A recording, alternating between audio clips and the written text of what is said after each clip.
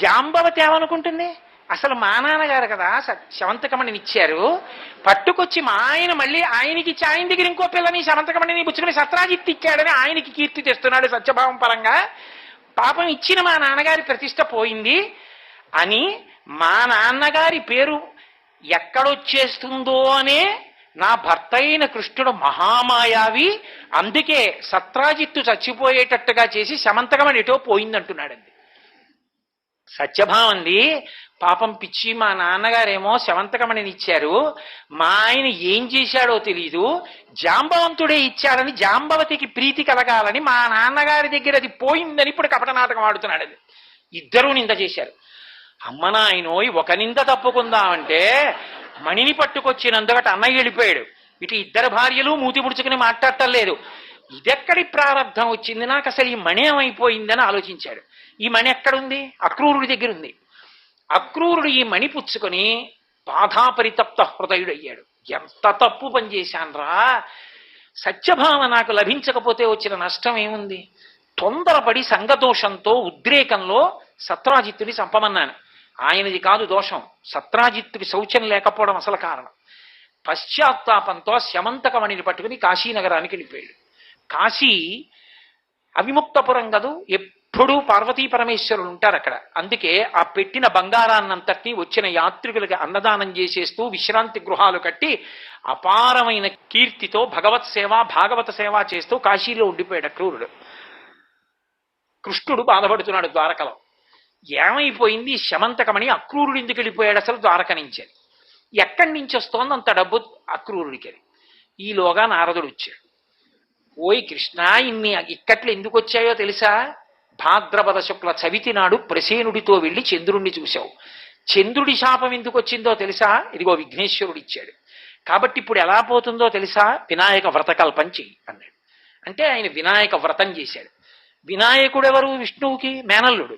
ఎందుకని నారాయణ నారాయణి, నారాయణ అన్నగారు, నారాయణి చెల్లెలు పార్వతీదేవి. పార్వతీదేవి పెద్ద కొడుకు కదూ. మేనమా అంటే మహాప్రీతి ఆయనకి. ఆయన గబగబా వచ్చాడు. అందుకే ఇప్పటికీ విఘ్నేశ్వరుడి దగ్గరికి వెడితే ఇలా ఇలా కొట్టుకుంటూ ఉంటారు. ఇలా ఇలా ఎందుకు కొట్టుకుని గుంజీలు తీస్తుంటారు? ఎందుకు అంటే దానికి ఒక సారస్యం చెప్తుంటారు పెద్దలు. ఇప్పుడు మేనమావల ముద్దు మేలైన ముద్దు అని విఘ్నేశ్వరుడు మేనమావ గారి ఇంటికి వెళ్ళేట శ్రీ మహావిష్ణువు దగ్గరికి. ఆయన ఏదో సుదర్శన చక్రం అక్కడ పెట్టి ఏదో పని చేసుకొచ్చి ఎవరో రాక్షసులు వస్తున్నారని చక్రం ఏదన్నాడు. మామయ్య నోట్లో పడేసుకున్నానన్నాడు. అయ్య బాబోయ్, చక్రం నోట్లో పడేసుకోవడం ఏమిట్రా, బయటికి వదిలేయన్నాడు. వదలడు, అటు ఇటు పరిగెడుతున్నాడు. ఏదో ఒకటి చేస్తే కానీ వదలడన ఆయన ఏం చేశాడంటే ఇలా ఇలా కొట్టుకుని గుంజీలు తీశాడు. ఇది ఏమిటో విచిత్రంగా ఉంది, మామయ్య ఏమిటో అలా గుంజీలు తీస్తున్నాడని పక్క పక్క పక్క పక్క నవ్వాడు. ఆ పొలమారి నోట్లోంచి సుదర్శన చక్రం కక్కి బయటపడింది. అప్పటి నుంచి మేనమా విష్ణువు చేస్తే ప్రీతి పొందాడు కాబట్టి ఇప్పటికీ విఘ్నేశ్వరుడి దగ్గరికి వెడితే మనం కూడా ఇలా ఇలా కొట్టుకుని గుంజీలు తీస్తుంటారు. ద్రవిడ దేశంలో ఈ కథ చెప్తుంటారు దాని గురించి. కాబట్టి శ్రీ మహావిష్ణువు ఎప్పుడైతే వినాయక వ్రతకల్పం చేశారో విఘ్నేశ్వరుడు ప్రసన్నుడై ప్రత్యక్షమయ్యాడు. మామయ్య మామయ్య నీ నీలాప నిందలు పోయాయి, ఎలా పోతాయో తెలుసా అన్నాడు. ఏం చేయనురా మేనల్లుడా అన్నాడు. ఏమీ లేదు మామయ్య, అక్రూరుడు కాశీలో ఉన్నాడు, కబురు చేయి, నువ్వు ఎప్పుడు పిలుస్తావా అని చూస్తున్నాడు. మహాభక్తుడు వచ్చేస్తాడు, ఆయన వచ్చేస్తే కథ సుఖాంతం అయిపోతున్నాడు. ఆయన తిరిగి వచ్చాడు. ఏం అక్రూరా ఎక్కడికి వెళ్ళిపోయా ఉన్నాడు. బుద్ధి గడ్డి తిని సంగదోషంతో మహానుభావ మీ మామగారిని చంపేశాడు చరదంగుడు, శమంతకమణి నా దగ్గరుంది, అదిగో దాంతో ఇంత సేవ చేస్తున్నాను. అక్రూరుడికి బాహ్య అంతర శౌచములున్నాయి కాబట్టి ఆయన విషయంలో శమంతకమణి వ్యతిరేక ధోరణితో ఉండదు. కృష్ణుడు అన్నాడు, ఎవ్వరికీ వద్దు, ఆ శమంతకం మహాప్రభు నీ దగ్గరే ఉంచుకుని ద్వారకలో ఉండు, ఆ పెట్టిన డబ్బుతో ప్రజాక్షేమానికి వినియోగించు, రాజుకి వద్దు నాకు వద్దు, నీ దగ్గరే పెట్టి. ఎందుకో తెలుసా? పైన సూర్యవాక్కుంది, అది ఉండాలి అంటే సక్రమంగా వినియోగపడాలంటే అంతర్బహి శౌచములు ఉండాలి, అవి నీ దగ్గరే ఉన్నాయి, నీ దగ్గరే ఉంచుకోమన్నాడు.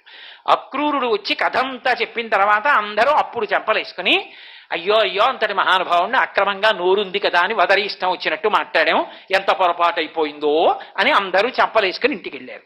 అక్కడతో కృష్ణుడి నీలాప నిందలు పోయాయి. కృష్ణుడు అన్నాడు, నేను కాబట్టి మేనల్లుడా ఇంత కష్టపడ్డాను, ఇంత కష్టపడి నీలాప నిందలు పోగొట్టుకున్నాను, సామాన్యుడు ఎలా పోగొట్టుకుంటాడు రా? ఏడాదికోసారి ఈ శాపం ఉంటుందని నువ్వు ఇచ్చావు కదా, మరి ఎలా లోకం ఎలా ఉద్ధరింపబడుతుందన్నాడు. అంటే విఘ్నేశ్వరుడు అన్నాడు, మామయ్య మామయ్య ఈ శమంతకోపాఖ్యానం కథని ఓసారి చెప్పుకుంటే చాలు, అక్షతలు వేసుకుంటే చంద్రుణ్ణి చూసినా కూడా నీలాప నిందలు రావు. సర్వం శ్రీ ఉమామహేశ్వర పరబ్రహ్మార్పణమస్తు. స్వస్తి.